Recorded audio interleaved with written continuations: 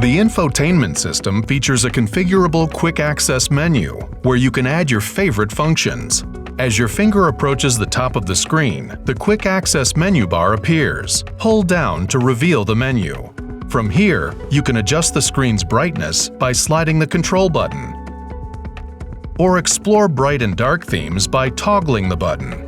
The 4 quick access buttons are easily customizable. You can replace any of the buttons with other functions by pressing and holding a button until the feature options appear. Swipe to reveal additional options. Press and hold the desired function button and slide it to the upper part of the screen over the function you would like to replace. Once you've finished customizing your desired favorites, touch the X in the upper right corner to return to the quick access menu. You can use the buttons here to control their respective function. For instance, you can turn the Auto Start Stop function off and back on again from this menu.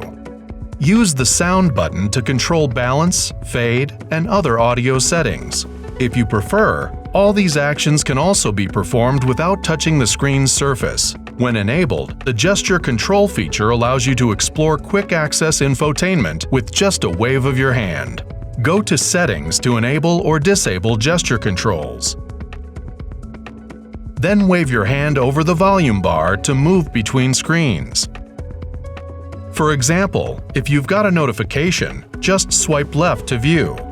Swipe left again to delete one with the trash can icon, or delete them all. These are just a few of the fun and functional features your Volkswagen Quick Access Infotainment System has to offer. For more tips, you can access your infotainment digital manual by tapping the Help icon, then Operation. From there, you can easily scroll through the available information to find what you need.